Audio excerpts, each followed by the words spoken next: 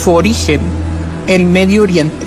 Él es Dios fiel, quien cumple su pacto por 1000 generaciones y derrama su amor inagotable sobre quienes lo aman y obedecen sus mandatos. Aquel lugar de la tierra donde Dios y el hombre se unen a través del misterio. Yo soy el Dios de tus antepasados, el Dios de Abraham, de Isaac y de Jacob. El cristianismo es místico. Saulo, Saulo, ¿por qué me persigues? Y aunque en la actualidad pareciera ser que hemos olvidado que lo que sabemos es apenas una gota frente al vasto océano de aquello que todavía desconocemos, este canal es una invitación a adoptar la posición del aprendiz y buscar juntos las raíces de aquella fe que nos une. Esto es Querigma Católico Evangélico.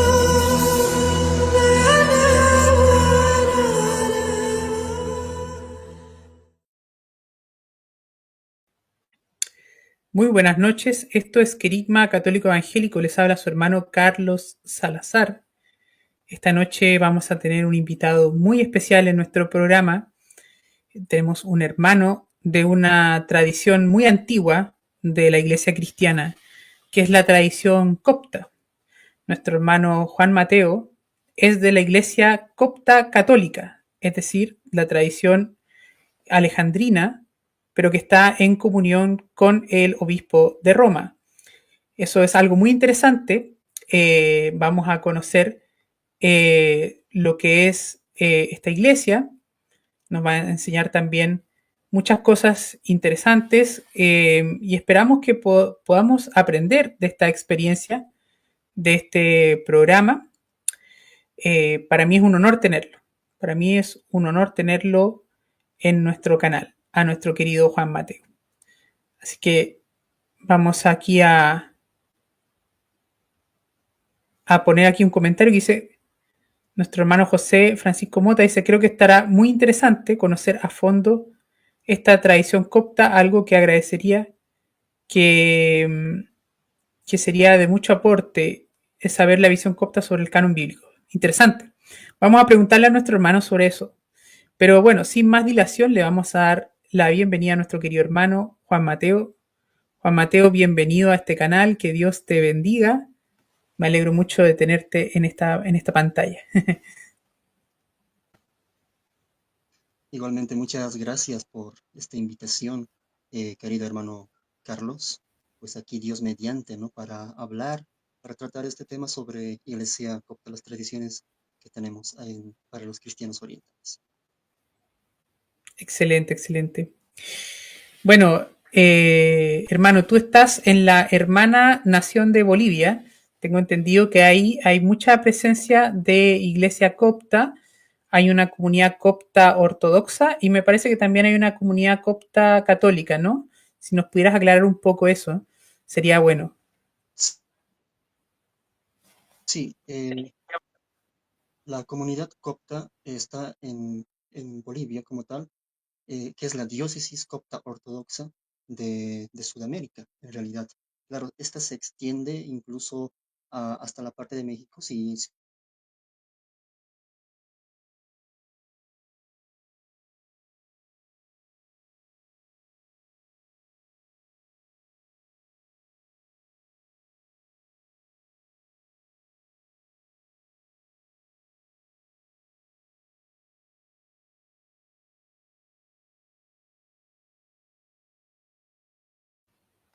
Hermano, disculpa, estás muteado tu micrófono.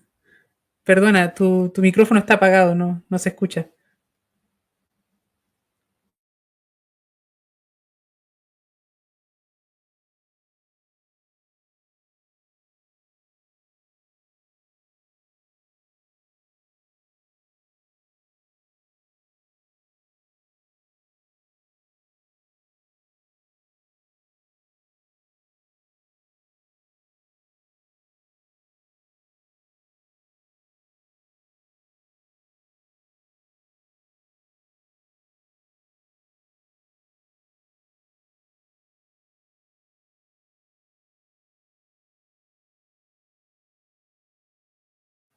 Bueno, hermanos, hay un problema técnico. Esperemos que nuestro hermano se pueda conectar. No hay problema. No hay problema, lo podemos esperar, no hay ningún apuro. Hoy día es viernes en la noche. Estamos tranquilos, estamos relajados.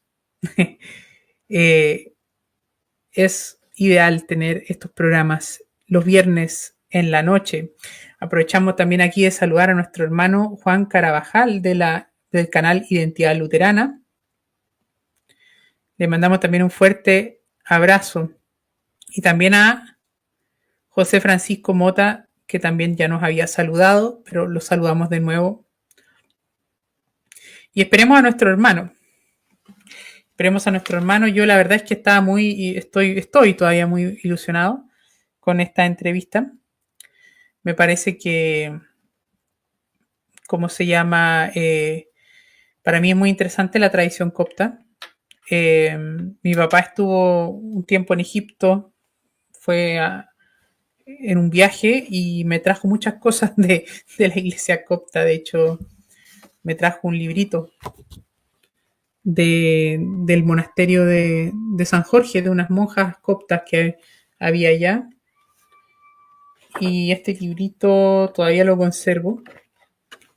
Ahí veo una imagen del Papa Shenouda, que era el antiguo Papa de los hermanos coptos ortodoxos. Así que bueno, ahí nos va a comentar un poco nuestro hermano Juan Mateo.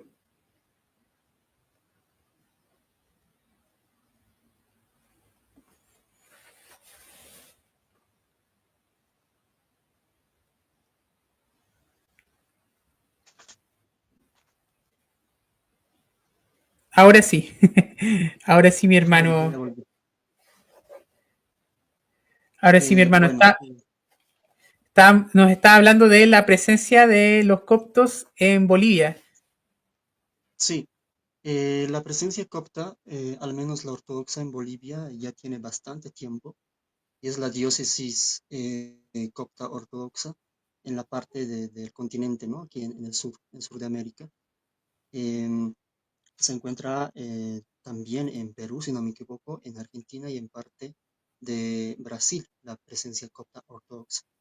La parte copto católica es una minoría que generalmente estamos en La Paz, también hay en Santa Cruz, algunos que se encuentran en Colombia, pero no como parroquias, no como diócesis, sino simplemente como fieles que como estamos en comunión con la Iglesia de Roma, entonces somos uno de los 24 ritos o iglesias católicas orientales que estamos en comunión. Al ser sui juris tenemos derechos propios, ¿no? Entonces, eso es lo que nos va a diferenciar de, bueno, de los coptos ortodoxos. Pero en esencia tenemos las mismas tradiciones. La única diferencia es la comunión, ¿no? Que nosotros tenemos con la Iglesia de Roma y mientras la copta ortodoxa prefiere mantener su patriarcado. Excelente, excelente. Sí, ¿y las dos comunidades tienen alguna relación buena o más o menos hay quizás distancia o no hay mucha como hermandad entre las dos comunidades? Bueno, actualmente sí hay una hermandad, porque si hablamos de Iglesia copta, el término copto se refiere a cristiano de Egipto en realidad. Existe una hermandad por el hecho de que sabemos que en Egipto hay una mayoría islámica, ¿no? Después de las conquistas árabe-islámicas.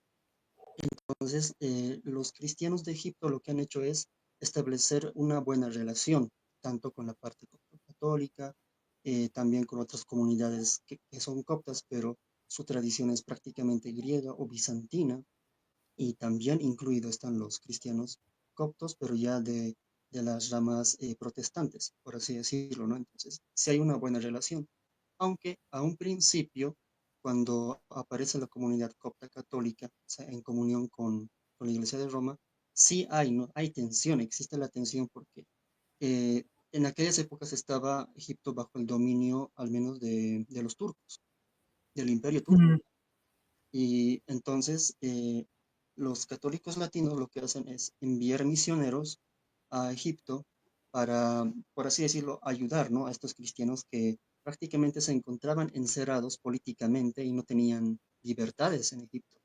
Los coptos ortodoxos estaban bastante cerrados y cada vez iba como que disminuyendo y todo esto.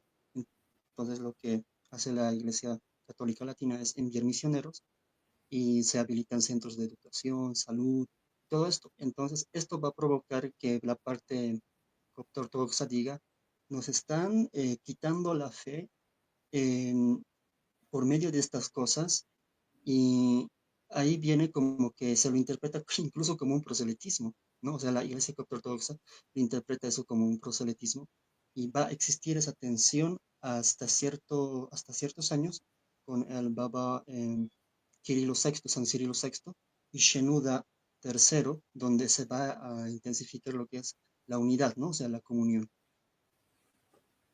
Excelente, excelente. De hecho, yo le estaba contando a la audiencia que mi papá viajó a Egipto hace muchos años atrás y me trajo un libro de un monasterio de San Jorge, de unas monjas. Y en la primera página hay un retrato ahí de su Sí, santidad Shenuda III, sí, el antiguo papa de la Iglesia Ortodoxa Copta. Eh, y eso es muy interesante porque también el patriarca copto tiene el título de papa, igual que el patriarca de Roma. Tiene el título de papa y eso es muy, muy, muy curioso, ¿no? sí. El patriarca de la Iglesia Católica Copta también le dicen papa o es distinto. Al patriarca de los copto-católicos, que es Ibrahim Isaac Sidrak, simplemente se le dice patriarca. El término papa, como tal, incluso en la iglesia de Alejandría, es utilizado mucho más antes que en Occidente, lo cual es curioso. No recuerdo ahora el nombre del papa de Alejandría, el primero Heraclas. Heraclas es el primero que va a recibir el nombre de papa, ¿no? Y luego recién en Occidente, muchos años después, recién se va a oficializar el término o título papa. Los católicos, a nuestro patriarca, pues simplemente recibe el título de patriarca, porque como papa reconocemos a quién, a Francisco, ¿no? Que viene a ser de la Iglesia Católica de Roma. Eso es muy interesante, hermano, muy interesante. Sí, Bueno, yo pensaba muchas cosas respecto a esto. Por ejemplo, mucho se habla del miaficismo, ¿no? O miaficitismo, sí, que es una exacto, sí, característica de la iglesia copta. Eh, por ejemplo, bueno, mi iglesia, yo soy protestante, pertenezco a la iglesia metodista. Mi iglesia por lo menos reconoce las definiciones cristológicas de los cuatro primeros concilios, incluyendo el de Calcedonia, pero es sí. distinto para los coptos porque los coptos no se separaron, digamos, con el concilio de Calcedonia, ¿no? Si nos puedes explicar un poco de qué se trata la doctrina del miaficismo, para que conozcan también los hermanos, porque hay mucho prejuicio y hay gente que confunde miafisitismo con monofisismo cuando son cosas muy distintas y es importante que la gente sepa la diferencia, ¿no? Así es, hermano. Bueno, ¿qué es la miáfisis entonces? La miáfisis se entiende como una naturaleza, mía, una y fisis naturaleza. Y esto nace justo en el concilio de Éfeso, ¿no? Del año 432 aproximadamente, con San Cirilo de Alejandría, o sea, de la escuela de Alejandría, en contraposición de una herejía que aparece en aquel entonces, que es de Nestorio. Nestorio prefiere hablar de dos naturalezas, o incluso lo va a tender a separarlo en dos personas, o sea, es un extremo que divide totalmente a Cristo, mientras que la miáfisis habla de la unidad. Entonces, cuando escuchan el término miáfisis, en realidad está hablando de una naturaleza unida. San Cirilo de Alejandría va a acuñar un término en griego que es miáfisis tufeu logos esarkomeni, que traducido es una naturaleza encarnada del verbo de Dios. Entonces, esto nace a partir del pasaje bíblico de San Juan, capítulo 1, versículo 14, que dice, y el Verbo se hizo carne y habitó entre nosotros. Entonces, con esto, San Cirilo de Alejandría va a enseñar sobre la encarnación verdadera en la humanidad de Cristo sin dejar de ser plenamente divino. O sea, para que se me entienda, se diría que en Jesucristo coexiste tanto la parte humana y la parte divina, y eso se ve en su encarnación. Entonces, eso es lo que se traduce como miáfisis. Ahora, esa miáfisis también se la va a interpretar en términos cristológicos como la hipóstasis, porque en Calcedonia hipóstasis se entiende como a la persona, porque en Calcedonia se habla de dos naturalezas, que Cristo es Dios y es hombre, que son dos naturalezas, pero que están unidas en una hipóstasis que es la persona, mientras en Éfeso esa hipóstasis en realidad se entiende lo que es naturaleza. No se puede separar a Cristo, es lo que se dice en la miáfisis. Ahora, ¿cuál es la diferencia con la monófisis? La monófisis es posterior a la enseñanza de San Cirilo de Alejandría.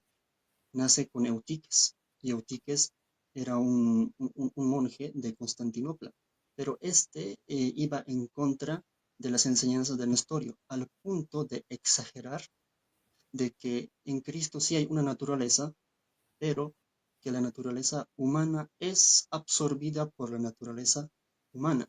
Entonces, eso va a contradecir totalmente en la enseñanza de que en Cristo no se mezcla, no se divide, no se confunden lo que se habla de su parte humana y de la parte divina.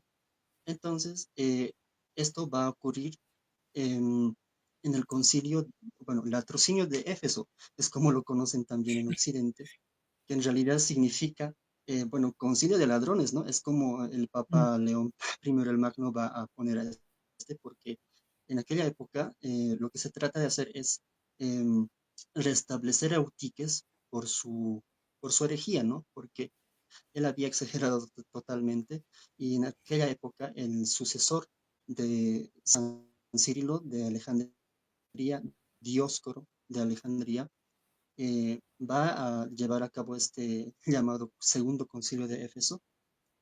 Y lo que ocurre aquí es que en vez de como de que subsanar estos, estos problemas cristológicos, se tiende más a confundir, lo que hace que incluso el patriarca Flaviano de Constantinopla sea maltratado, ¿no? Es como de que se está condenando injustamente a Eutiques, y en vez de eso, pues lo que pasa es eh, ya incluso un...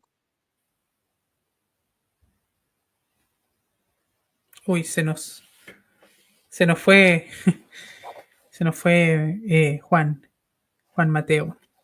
Esperemos a que vuelva. Mientras tanto, comentamos cosas interesantes respecto a esto. Voy a ir leyendo algunos comentarios.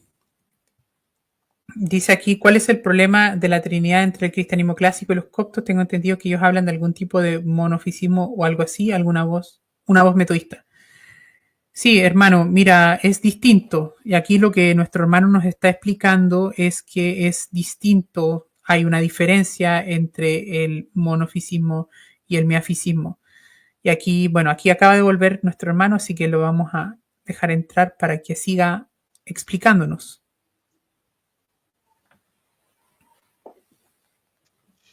Bueno, me va a disculpar, hermano, cada vez está desconectando y así, pero bueno. No se preocupe, hermano. Eh, y pues bueno, estaba explicando, ¿no? Sobre lo que es la miáfisis a diferencia del monofisismo. Estaba en el concilio, bueno, el latrocinio de Éfeso, conocido así, donde está Dioscoro, donde está Eutiques. Eh, Dioscoro era consciente de que Eutiques estaba en ese error, ¿no? Porque Eutiques había exagerado completamente la explicación de la miáfisis. Ahora, en Calcedonia, en el concilio de Calcedonia, que es vuelto a abrir por petición del Papa León y en aquel tiempo, si no me equivoco, el emperador y la emperatriz, lo que ellos van a tratar de hacer es como que reunificar la iglesia bajo una doctrina cristológica. Pero cuando se habla de Calcedonia, se vuelve a hablar de dos naturalezas. Y es eso justamente que la miafisis va a rechazar. No es por otro tema más, sino que como en Calcedonia se prefiere hablar de dos naturalezas, es como si estuvieses dividiendo a Cristo en dos. Entonces, para entender ese punto, al menos en la parte de la miáfisis, no se puede dividir a Cristo, partiendo incluso del concilio de Nicea con San Atanasio de Alejandría contra Arrio, donde se va a hablar el homoousios, ¿verdad? Entonces, el homoousios, que viene a significar de la misma sustancia o de la misma esencia del Padre, entonces, partiendo desde ese punto, también se va a elaborar lo que es la miáfisis. O sea que si, entonces, ¿cómo lo explico? Si la miáfisis es la encarnación real del homoousios, el verbo, que es consustancial con el Padre, se hace una con la humanidad, no por medio de la fusión, como lo hace el monofisismo, sino por una unidad hipostática indivisible. Es así como se podría incluso entender la miafisis hablando en Iglesia Copta. Entiendo, entiendo, hermano. Entonces, yo creo que, o sea, hablando así como, yo no soy muy experto en teología, pero entiendo que tanto los calcedonianos como los miafisitas creemos que Dios es plenamente humano, o sea, perdón, que Cristo es plenamente humano y plenamente Dios, plenamente divino. Y en eso estamos de acuerdo. Sí, de hecho, sí, en eso sí estamos de acuerdo. La única diferencia es en cómo interpretar esto, ¿no? Mm, Porque la miafisis, al ser muy, lo diré, muy celoso de la patrística, de las enseñanzas de los padres de la iglesia, no quiere hablar de división. Por eso es que, como en Calcedonia se habla nuevamente de dos naturalezas, mm, algunos padres decían, suena más a un aire nestoriano, porque es Nestorio quien va a hablar de dos naturalezas o dos personas. Entonces, claro. cuando el miafisita escucha esto, dice, pero eso es nestorianismo, pero es un nestorianismo disfrazado. Es por eso que hay esa división, ¿no? En el concilio de Calcedonia, la ortodoxia, porque esta enseñanza de la miafisis es ortodoxia oriental para las Mm, iglesias ortodoxas no calcedónicas. ¿Cuáles son? Iglesia copta, iglesia etíope, eritrea, la Ciro ortodoxa, Ciro Malankar, que es en la India, y la iglesia de Armenia. Entonces, estas 6 comunidades que menciono eh, prefieren hablar de ortodoxia oriental en la miáfisis. Es por eso que el rechazo a Calcedonia, porque habla de dos naturalezas. Entonces, en la lógica miafisita eso es imposible, no se puede dividir a Cristo, porque tiene mm, que existir una unidad, un complemento, como pongo de ejemplo, un jugo, por ejemplo, un fresco o algo por el estilo. Si bien está compuesto por diferentes elementos, conforman una sola cosa, un solo elemento.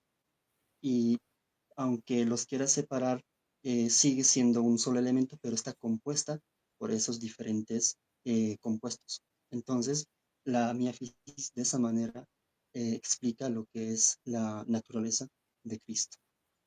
mm. Eso es muy, muy, muy interesante y muy valioso, hermano. De hecho, estaba pensando, por ejemplo, en algunos títulos que la iglesia antigua le daba a la Virgen María, ¿no? Como la Theotokos, la Madre de Dios. ¿Y por qué se habla de la Madre de Dios? Porque los cristianos creemos que Cristo es plenamente divino. Entonces, obviamente, como no puedes separar a Cristo, María es la Madre de Dios, es la Theotokos, da a luz al Dios encarnado, ¿no? Exacto, incluso este término Theotokos es elaborado por San Cirilo de Alejandría, el mismo que elabora lo que es miáfisis. Curioso, ¿no? Porque justamente, como ya dijo, no se puede separar como Nestorio lo hacía. Nestorio al separar, por eso va a hablar o prefiere hablar de Cristotokos, ¿no? O sea, María, la Virgen María, madre de nuestro Señor Jesucristo, pero en su naturaleza humana. Pero Cirilo dice, no, no se puede dividir a Cristo, por lo tanto, María, la Virgen María también es madre en su naturaleza humana, divina y humana. Por eso es importante incluso aclarar este punto, que muchos a veces desconocen hablando de Mariología, porque dicen, no, que María solamente fue un instrumento, que solamente es madre en su naturaleza humana, no en la divina. Entonces, cuando se habla de eso, se tiende mucho a caer en nestorianismo, ¿no? Entonces, la miafisis también defiende bastante la parte de la Theotokos. Sí, hay como un nestorianismo moderno que surgió en algunas iglesias de mi lado, ¿no? Del lado evangélico. Sí, no solamente eso, las iglesias, la iglesia apostólica siria, no sé si la has escuchado, también, ¿no? O sea, tiene sucesión apostólica. Hasta hoy en día existe. Debe conocer a Mari Emanuel, un Sí, obispo Marmari, sí. sirio. Exacto. Él es nestoriano. Incluso en sus liturgias uno escucha, va a mencionar a Amor Nestorius como santo, ¿no? O sea, el señor Nestorio, y es como de, o sea, está negando completamente las enseñanzas ortodoxas de Éfeso. Y pues uno dice, ah, es hereje. Claro, tiene discursos muy maravillosos, muy edificantes, ¿cierto? Pero es nestoriano. Y pues hay algunos que bastante favorecen a él y dicen, es enseñanza ortodoxa la de ¿cómo se llama? Immanuel, de Mar Immanuel. Y pues no, o sea, al menos para los cristianos ortodoxos o que seguimos la ortodoxia oriental y también los que incluso siguen la ortodoxia bizantina, como nosotros decimos, creemos que María es pues madre de Dios. Amén, hermano, amén. Amén. Ahora, una cosa que me gusta mucho de la iglesia copta es la mística, el misticismo. La cuna del monasticismo es la Tebaida egipcia, ¿no? Eh, donde está San Pacomio, está San Antonio Abad y tantos otros santos de la iglesia antigua, ¿no? De la iglesia católica egipcia. Sí. Y no sé si nos puedes hablar un poco de eso, ¿no? Que eso a mí me parece un gran tesoro del cristianismo. Pues sí, eso sí que es un tesoro muy, muy amplio. El monasticismo o el monacato copto o de Alejandría, eh, curioso, ¿no? Nace en Alejandría y luego recién se va a extender en la parte oriental y en Occidente, mucho más tarde en Occidente con San Benito de Nurcia. Pero en Oriente, en Egipto, ¿qué es lo que ocurre? Después de la persecución a los cristianos en Egipto por parte del emperador Diocleciano, ciertas personas van a decidir huir al desierto. Y de entre esas personas van a destacar ciertos personajes. Antes de que exista como tal el monacato copto, ya habían personajes como em, San Menas de Alejandría, de la parte masculina, que viene a ser el primer padre de los eremitas, y también por la parte femenina, Santa Demiana y sus 40 compañeras mártires, que son las que van a abrir al monacato femenino. Ya en la parte masculina va a aparecer un santo, el conocido San Pablo de Tebas o San Pablo el Ermitaño. San Pablo el Ermitaño va a tener conexión ¿con quién? Con San Antonio Abad. Incluso San Atanasio de Alejandría nos comenta, ¿no? En sus escritos cómo San Antonio y San Pablo han logrado conocerse, ya que San Pablo de Tebas era un ermitaño, mientras San Antonio de Tebas buscaba una forma de vivir ese monacato, o sea, vivir en soledad. Ya más tarde, cuando se van a formar grupos, ya con San Pacomio, San Macario el Grande y otros, recién se va a instituir el tipo de monacato cenobítico, grupos, ¿no? de monjes reunidos ya en el monasterio. La espiritualidad ahora dentro de esta, ya de la tradición copta monástica, está en buscar a Dios en la soledad, en la humildad y tampoco, o sea, mejor dicho, desprendiéndose de lo material innecesario.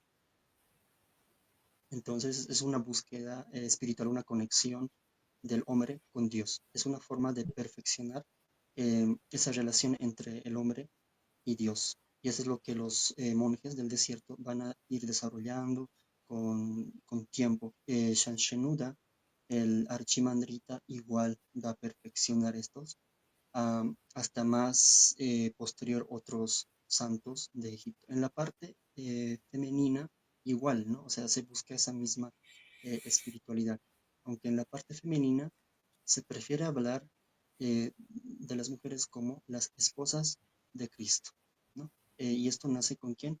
Con Santa Damiana y sus 40 compañeras mártires, y luego aparece otras santas más para la parte femenina. Eso es muy, muy interesante, hermano. Yo, bueno, un hermano ortodoxo me regaló este Comboschini, creo que ustedes le llaman mecuteria, ¿no? Sí, en la tradición Mecuteria. copta, exacto. En la tradición copta, el nombre autóctono original es Macuteria o Mecuteria. Ya los griegos lo nombran con Boschini. En la parte cirílica lo llaman Chotki, ¿no? Pero, o sea, en sí significa cordón de oración. Y viene de la tradición copta con San Pacomio, ¿no? San Pacomio, el que ya había mencionado, que va a empezar a realizar este cordón de oración en primer lugar relacionado con los salmos, ¿no? Los salmos que eran pues meditados por los monjes, y lo que él hace es, para aquellos al menos que no sabían leer o escribir, lo que él va a hacer es tratar de hacer unos nudos, y que según la tradición estos nudos eran desatados por el maligno, ¿no? Por Satanás. Y un ángel, bueno, dice, le enseña a San Pacomio a elaborar unos nudos, lo que hoy en día conocemos como combosquín. En su originalidad son pues de 150 nudos, algunos de 100, algunos son de 41, que es la tradicional que utilizamos los coptos al menos en lo que es en las oraciones del Akpia, texto de oraciones, conocido así. Y así va a variar incluso una de 30, que bueno, está, o 33, esta está relacionada a la edad de Cristo. Qué hermoso, hermano, qué hermoso. De hecho, estaba pensando, Juan Wesley, el fundador de la iglesia metodista, él leía mucho a los padres de la iglesia y uno de sus padres favoritos era Macario, San Macario de Egipto. Y San Macario hablaba un poco de esto de la santidad, de la perfección del cristiano. No sé si ustedes tienen el término teosis, me parece que es más bizantino teosis, pero en la Sí, tradición copta está también la idea de la perfección cristiana, la deificación. Si nos puedes hablar un poco de eso, sería muy interesante. bien, la feosis, claro, en la tradición bizantina se la conoce como feosis, ¿no? Pero en la tradición copta no recibe un nombre así como tal, pero sí se practica esa espiritualidad. Incluso San Atanasio de Alejandría habla de este punto un poco para algunos confuso. Porque San Atanasio dice, si Cristo se hizo hombre por nosotros, y Él es realmente Dios hecho hombre, ¿qué viene aquí? El punto. Dice Atanasio que nosotros como cristianos también debemos llegar a la perfección de Cristo. Y aquí viene lo curioso. Dice, debemos ser entonces a la par como Dios o como dioses, pero no haciendo referencia a dioses, o sea, a diferentes divinidades, sino está refiriéndose a que debemos ser realmente como Cristo, o sea, unirnos en esa parte con Cristo. Es por eso que la ortodoxia oriental y la ortodoxia bizantina comparten bastante este punto de la espiritualidad, ¿no? De la feosis, que cada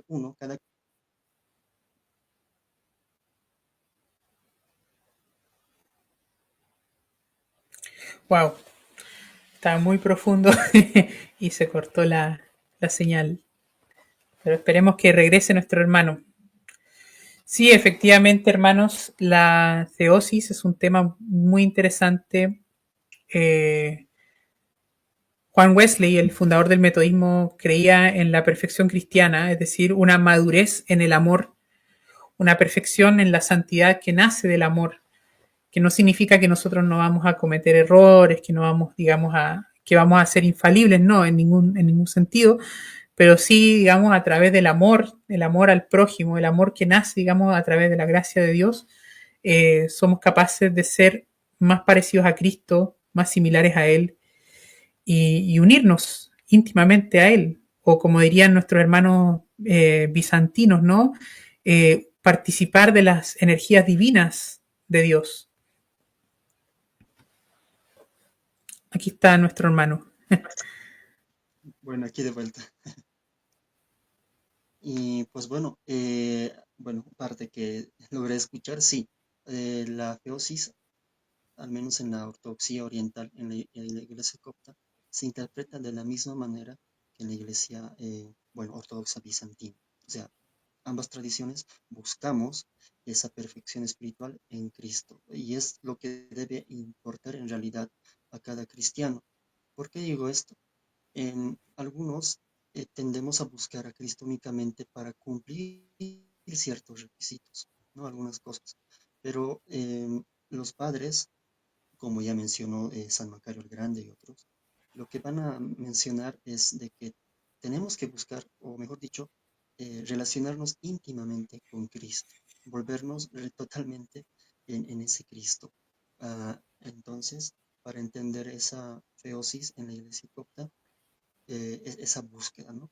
Que cada uno tiene que buscar a Cristo en su vida personal incluso. Es lo importante, incluso eso es lo que los monjes del desierto en realidad es lo que están buscando eso, ¿no? Relacionarse completamente, íntimamente con Cristo. Incluso esta idea va con la unidad. ¿A qué suena esa unidad? Miafisis. Nuevamente. Amén. Sí. Qué hermoso, hermano. Qué bien. Yo estaba pensando, no sé si tú has visto, hay un programa de un monje copto que se llama Padre Lazarus, Padre Lázaro, que es un hermano australiano que se fue a vivir a la cueva de San Antonio, creo, allá en Egipto.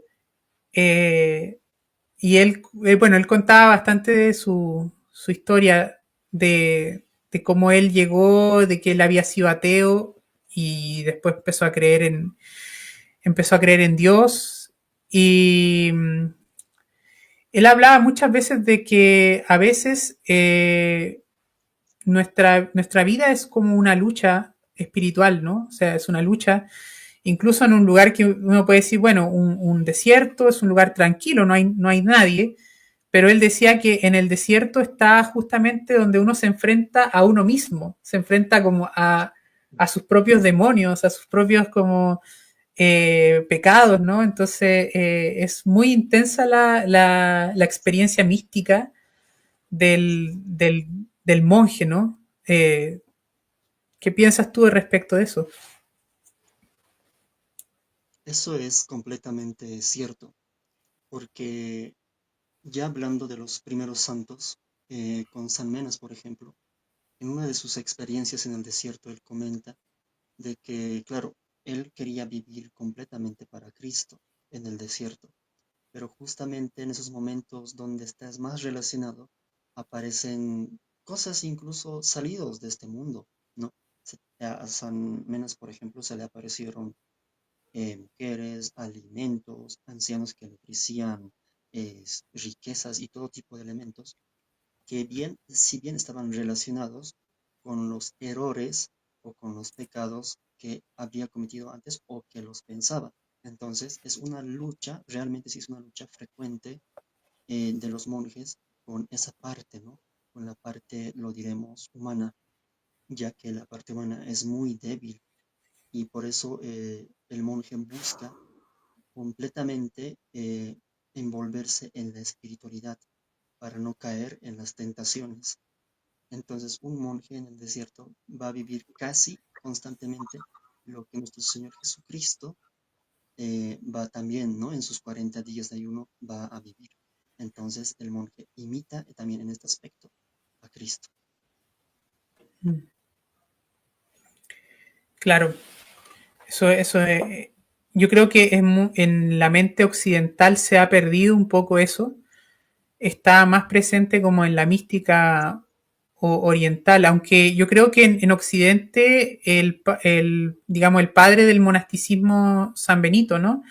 Él trajo algunas cosas de Egipto, o sea, se influyó mucho la tradición copta en San Benito, o tú crees que es Eh, como quizá un poco más indirecto. Se podría decir que es como, sí trata de seguir lo mismo, porque si uno observa la regla de perdón, de San Benito, es casi similar a la de San Antonio o la de San Pacomio.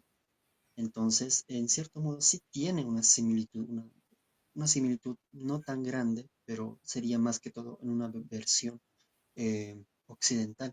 Y en Occidente como que, lo vamos a decir, se ha aligerado realmente ese monacato, porque en Oriente, hablando desde la parte de los bizantinos y también la parte ortodoxa no calcedónica, se prefiere mantener, ¿no? esa relación, aunque sea dura, es muy difícil, pero se prefiere mantener tal cual.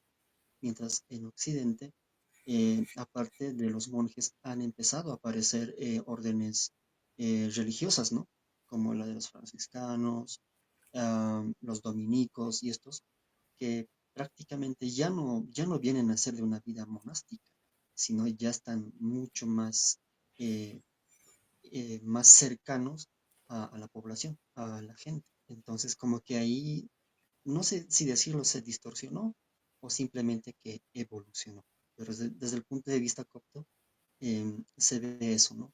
O sea, si Benito en realidad quería un monasticismo como tal fiel, debía mantener ciertas cosas como tal, y que creo que se mantiene en la parte occidental, en la parte de los benedictinos, pero Mm. ya hablando un poco más en su desarrollo, pues ya se ha ido como perdiendo o modificando esta espiritualidad monástica. Sí, eso es muy, muy interesante. Y eso, bueno, tú perteneces a la comunidad copta católica. ¿Cómo es la relación entre los hermanos coptos católicos con el resto de los católicos? Con los católicos de la iglesia latina, con los católicos de la iglesia bizantina, con los católicos de otras iglesias, de otros ritos. ¿Hay, digamos, alguna buena hermandad? Quizás se malinterpretan algunas cosas de hermanos que no conocen quizás la tradición copta. Pues bueno, en ese punto sí hay buena relación, ¿no? Por el hecho de que estamos en comunión. Em, lo que muchos desconocen, al menos por parte de los latinos, piensan pues de que, o sea, el copto católico, el melquita, el, el católico ucraniano, por ejemplo, que tiene el rito bizantino, muchos piensan de que es lo mismo que el católico romano, que creen en lo mismo y entonces, entonces somos lo mismo. O sea, su lógica va ahí, pero en realidad hay aún cosas que realmente nos distinguen del catolicismo occidental. Pongo así de simples ejemplos. Em, el filioque, ¿no? Que es muy controversial, al menos para Occidente y para Oriente. Resulta que nosotros, aunque estamos en comunión con Roma, el credo lo recitamos el original, el que no incluye filioque. Y entonces los occidentales cuando escuchan eso dicen, ¿cómo? Pero si esto del filioque y todo son dogmas dentro de la Iglesia Católica y que no se pueden refutar. Tampoco creemos en el purgatorio. Eh, la Inmaculada Concepción de María, por ejemplo, que en Occidente se habla bastante de esto. En Oriente no se habla de la misma manera, sino se lo trata de diferente punto de vista, ¿no? Entonces estas cosas hace que aún exista pues esas pequeñas diferencias, pero a pesar de esas diferencias de los católicos sui juris o orientales, estemos en comunión con Roma, porque lo primordial para un católico oriental es reconocer la primacía petrina, ¿no? O sea, la primacía del Papa de Pedro, como históricamente se puede ver que las iglesias, la pentarquía conocida así, incluso reconocía, ¿no? Ese primado de la iglesia latina. Incluso en el Concilio de Calcedonia, en su Canon 28, si no me equivoco, hace énfasis en eso, pero también a la vez se le da esa misma titularidad a Constantinopla. Curioso. Entonces existe esa lucha por parte de Oriente y Occidente, pero los católicos que estamos en comunión reconocemos esta, pero mantenemos las tradiciones. Entonces, este punto puede chocar con algunos que desconocen. Algunos dicen, no, deben someterse completamente a, a las doctrinas que enseña la Iglesia Católica de Roma. Y por otra parte decimos, sí, bien, estamos en comunión, las respetamos, pero no estamos obligados a creerlas o enseñarlas de acuerdo a Occidente. Podemos creerlas de acuerdo a la visión oriental, sin caer en herejía, obviamente, ¿no? Entonces, esas relaciones con Iglesia Católica, perfecta. Pero con la parte ortodoxa es donde sí va a haber un poco más de distanciamiento. ¿Por qué? La parte ortodoxa nos dice a nosotros que somos los uniata, o sea, los unidos a Roma. Y lo dicen en forma despectiva, por el simple hecho de que algunos, no una mayoría, ha preferido unirse a Roma.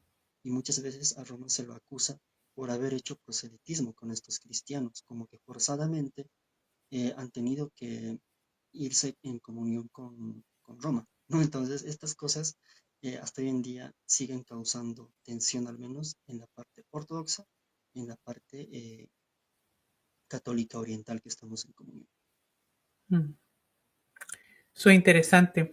Sí, yo he escuchado el término uniata y se usa como de forma peyorativa.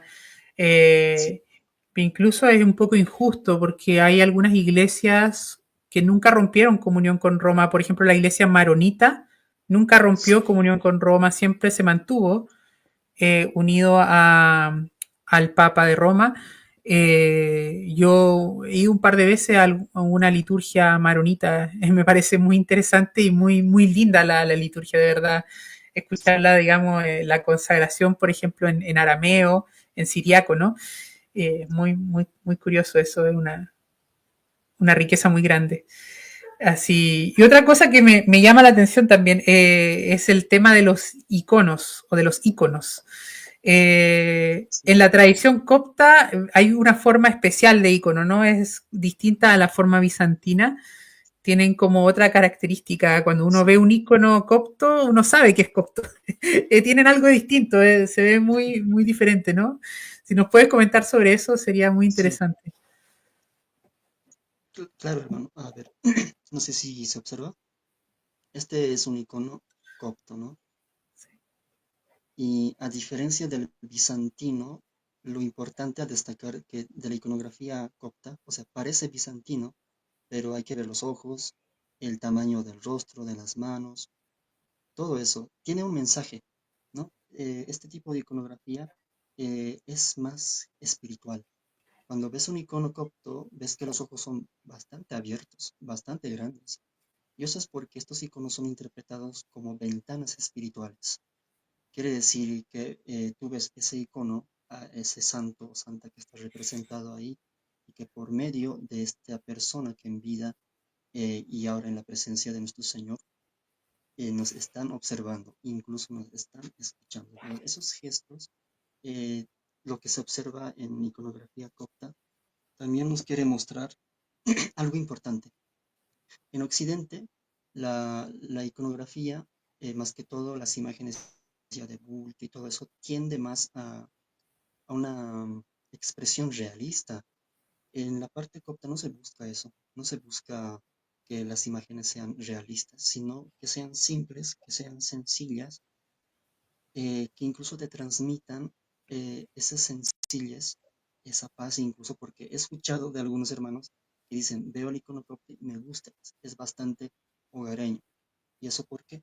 Porque al ser simple nos está transmitiendo eso, ¿no? Entonces, que detrás de esa sencillez realmente hay algo mucho más grande y que es Dios, y que nosotros en nuestra imperfección como seres humanos no podemos ni siquiera imitar, no podemos lograr imitar ese gran esplendor que se esconde detrás de esto. Entonces, los iconos nos sirven incluso como herramienta Como decía un santo, San Juan Damasceno, que claro, no es copto, pero sí estaría relacionando, donde dice que estos iconos son como puertas, son como ventanas hacia lo divino. Entonces, en la iglesia copta igual se interpreta el icono de esa manera. Qué hermoso, que realmente me gusta mucho eso. Eh, Mira, aquí hay algunos comentarios de los hermanos. Dice, bueno, saluda Cartón Orgánica. Hola hermano, bendiciones. Me dice, ¿qué es tu cruz que traes en tu chaleco? Así, hoy día me puse esta cruz. No sé, es como un poquito bizantina, ¿no? Sí, No entiendo. sí, sí. Y es... Ah, mira, hay una pregunta. Dice, ¿es subordinacionista la iglesia copta? Creo que se Ah, refiere al subordinacionismo de que el hijo está subordinado al padre de alguna forma. Eso es como una creencia que tienen algunos pastores protestantes, ¿no? Que el hijo es como de alguna forma subordinado al padre. Eh, no sé si quieres comentar respecto a esta pregunta o no. en la tradición copta, la interpretación, o sea, de esta parte de lo que está mencionando, está mucho más relacionada con las enseñanzas de los concilios, ¿no? O sea que si hablamos de las tres personas, Padre, Hijo y Espíritu Santo, están relacionadas, pero sabemos que el Padre, al ser creador de todas las cosas, el Hijo parte del Padre y a la vez, bueno, ya sabemos el Espíritu Santo. Entonces, para entender mejor esto, hay que recurrir a los padres, más que todo a San Atanasio de Alejandría, que va a hablar sobre este punto, consubstancial al Padre, homoousios. Claro, exactamente. De la misma sustancia del padre. Así es. Aquí nos pregunta el hermano, ¿cómo llegó la misión copta a Bolivia? La misión copta a Bolivia igual llega gracias a los mismos coptos ortodoxos, que es lo más curioso. La Iglesia Copta Ortodoxa, que tiene una diócesis aquí en mi país, en Santa Cruz de la Sierra, hay muchas personas, ¿no? Extranjeros que llegan. Y entre ellos no solamente hay egipcios cristianos, sino también hay egipcios musulmanes, y también egipcios copto-católicos, ¿no? Hay algunos coptos que siguen única y puramente la tradición latina, como también hay coptos católicos que seguimos la tradición alejandrina, que es lo que nos va a unir más con la parte copto-ortodoxa. Y aquí en mi país, hace años atrás, estuvo también presente un sacerdote copto católico, justamente en la Nunciatura Apostólica. Y entonces es ahí donde va a tener un poco más de fuerza esta comunidad hasta hoy en día. Qué bien, qué bien. Una Sí, cosa que me gusta y me interesa es el tema del lenguaje, ¿no? Porque el idioma copto, entiendo que es el idioma litúrgico, o sea, cuando se habla de la liturgia copta, es el idioma copto, que es distinto del árabe, es distinto del griego, pero se escribe como griego, o sea, tiene la misma letra que los griegos, casi. Si nos pudieras hablar del idioma copto, también sería muy interesante, yo creo, ¿no? sí, de hecho sí, porque muchos cuando hablo de copto, por ejemplo, dicen, es un dialecto del árabe, dicen, debe ser una lengua igual que el árabe. No, no es una lengua igual que el árabe. El copto viene de orígenes de las lenguas faraónicas. Eh, Ahí vamos a mencionar el demótico, el sagídico, que, o sea, son también parte de la evolución de la lengua faraónica que hablaban los faraones en la antigüedad, ¿no? El copto entonces viene a ser una mantención, lo diré así, de la lengua faraónica, pero se van a emplear letras del griego. ¿Y esto en qué momento de la historia ocurre? Con la dinastía ptolomaica en Egipto, que va a extenderse hasta Cleopatra. Cuando Alejandro el Magno llega a Egipto, lo que va a hacer es un choque cultural, ¿no? Los griegos, eh, incluso de ahí empieza a aparecer el término Giptos, que va a evolucionar a Coptos con la romanización.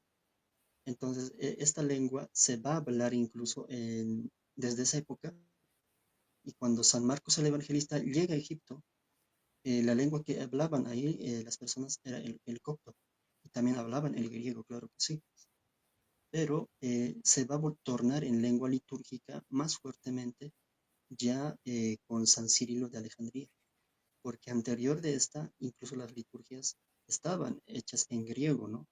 O sea, la liturgia alejandrina, perdón, en griego. Pero Cirilo dice, no, hay que rescatar la forma litúrgica original que San Marcos habría elaborado, pero que sea en nuestra lengua propia, en copto.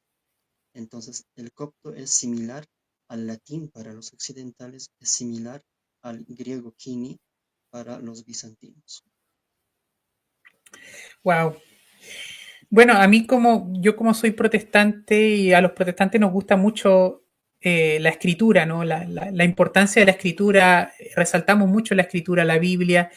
En Egipto, en Alejandría específicamente, está el desarrollo de lo que es la Septuaginta, ¿no? De la Septuaginta, del Sí. canon alejandrino, que es muy importante para el desarrollo de los estudios bíblicos. No sé si nos puedes hablar un poco de eso, de la Septuaginta, de cuál es por qué es tan importante este canon también con los deuterocanónicos, que son libros muy, muy importantes para entender también el contexto del Nuevo Testamento también. Sería muy interesante que nos pudieras conversar un poco de eso. Sí, pues en la iglesia copta y también en las tradiciones más al sur, ¿no? De los etíopes y de Eritrea, se conserva bastante lo que es la Septuaginta. Y sabemos que este incluso, la historia sabemos que se origina incluso en Alejandría, que ahí incluso nace y permanece y se extiende más allá. Es importante, al menos para el cristiano copto, porque viene a ser complemento o viene a ser la parte que siempre estuvo, solamente que ya sabemos, ¿no? Que por nuestros hermanos los judíos van a decidir incluso como que ignorarlo porque tendía más a mensajes mesiánicos, ¿no? Mm, Entonces, para el copto es importante esto de la Septuaginta. En nuestro canon, sí está como tal la Septuaginta, todos los textos completos. Incluso hay algunos textos que, bueno, al menos nosotros utilizamos la de 73, pero a esa de 73 se incluye un texto, la oración de Manasés, por ejemplo. mm, La sí, oración de sí. Manasés, hay otros, la segunda, tercera de Esdras, ¿no? Que también son otros textos que aún se mantienen en Mm, en las Sagradas Escrituras. ¿Y esto por qué? Porque es importante mantener estas escrituras y también en los padres de la iglesia, como ha debido escuchar, por ejemplo, que de la escuela de Alejandría surgen figuras como Orígenes de Alejandría, Clemente de Alejandría, San Atanasio de Alejandría, San Cirilo de Alejandría. Todos ellos en algún momento también han tenido que utilizar la Septuaginta. Entonces, es por eso importante que en la iglesia copta se mantenga estos textos. E incluso los etíopes, aquí extendiendo un poco más, tienen más textos. Creo que tienen 88, 89, no recuerdo muy bien, pero ya son inclusiones, sí, de su tradición, no sea, desarrolladas en Etiopía. Se mantiene, claro, los mismos textos, pero les añaden algunos otros más, como que decir, lo vamos a hacer una escritura más local, más propia para nosotros. Pero la tradición copta pues respeta, ¿no? los cánones como tal que se habrían ido respetando durante la historia de la iglesia. qué bien. De hecho, yo Sí, tengo un icono aquí de Orígenes de Alejandría. Es uno sí, sí, sí. de mis escritores favoritos de la iglesia primitiva.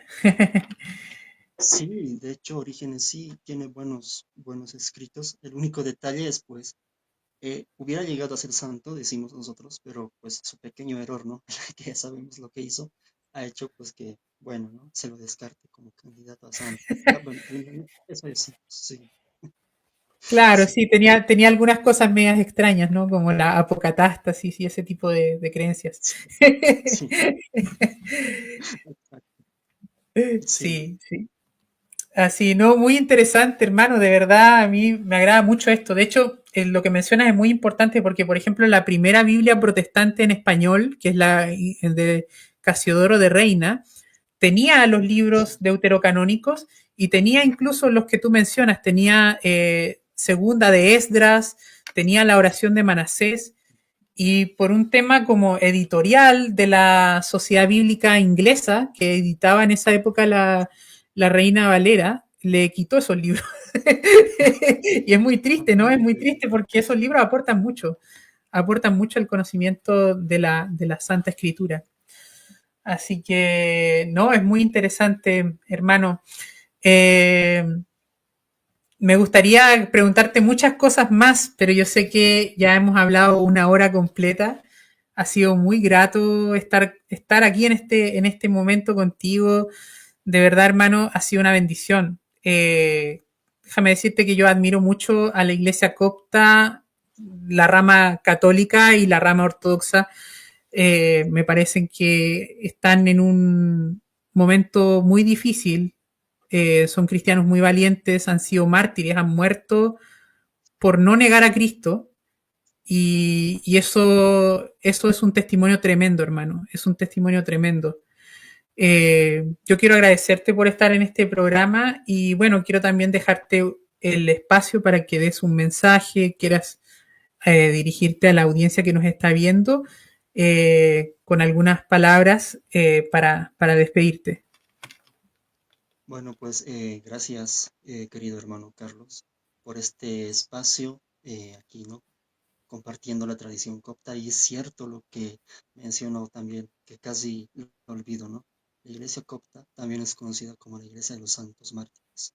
Es la iglesia que ha tenido muchos miles de mártires, más que cualquiera de las otras tradiciones. Y es importante destacar que el cristiano copto, hablando de nuestro Señor Jesucristo, no duda, ¿no? Incluso puede ser complicado, puede ser difícil para algunos porque existe el miedo en nuestra naturaleza humana.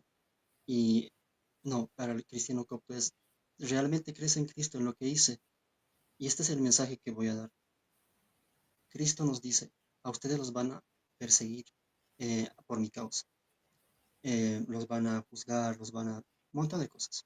Pero aquel que se mantenga firme hasta el final, ese va a ser merecedor de qué? De la salvación, de la gloria. Si Cristo lo ha dicho, nuestro Señor Dios y Salvador, entonces no tenemos por qué dudar, no tenemos por qué divagar de sus palabras.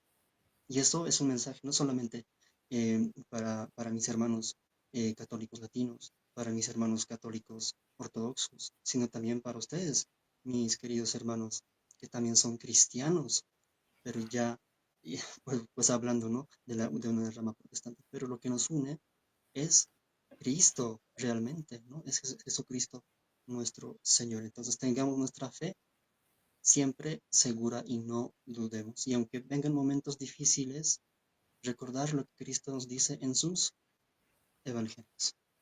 Amén. La gloria sea dada a Jesucristo nuestro Señor. Amén. Amén, gloria a Dios. Hermano, aquí nos dicen, no, nos piden una oración cofta para terminar. Si te animas quizás a hacer alguna oración de la tradición copta, seríamos muy bendecidos con eso. Sí. A ver, les voy a compartir. Todos los días el copto siempre va a rezar esto. ¿Lo hago en copto o quieren que lo haga en español? Eh, Como tú quieras, como tú quieras, hermano, lo que sea lo mejor para ti. Va. Entonces lo hago en copto, ¿no? Para que vean que también el copto es lengua litúrgica. Genefran, emefiot, nem epshiri, nem piepnetma etuat, unoti in uot. Amén. Kyrie eleison, Kyrie eleison, Kyrie eulogison. Amén. Señor, ten piedad, Señor, ten piedad, Señor, bendícenos. Doxa patriceo que agien et mati, kenin kei que estos onaston onon, amén, agia trias eleison y más. Gloria al Padre, al Hijo y al Espíritu Santo, ahora y siempre, por los siglos de los siglos. Amén. Haznos dignos de decir con gratitud, Padre nuestro que estás en el cielo, santificado sea tu nombre, venga a nosotros tu reino. Hágase tu voluntad en la tierra como en el cielo. Danos hoy nuestro pan de cada día. Perdona nuestras ofensas, como también nosotros perdonamos a los que nos ofenden.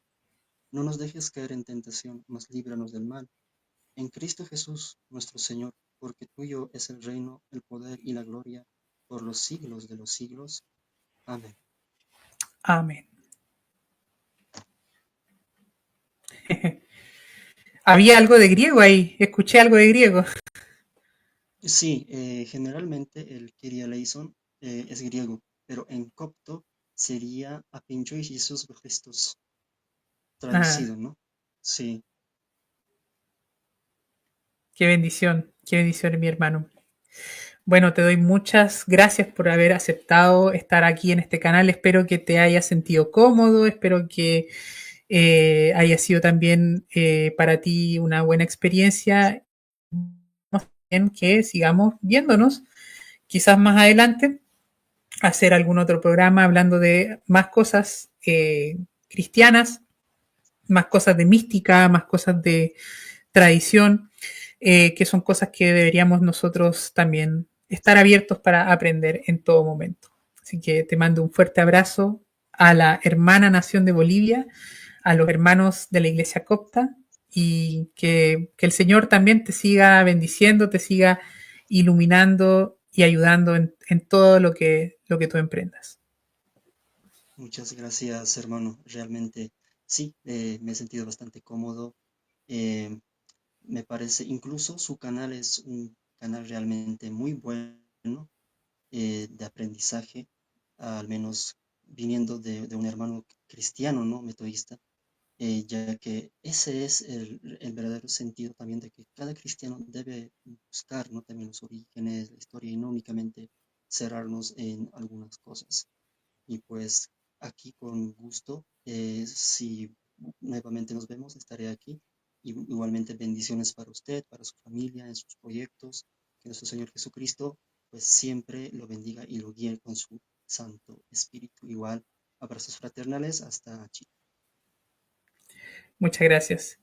Y bueno, mis hermanos, si les gustó este video, por favor denle like, compártanlo y bueno, no se olviden de orar y de ir a la iglesia el día domingo. Un abrazo grande, Dios les bendiga.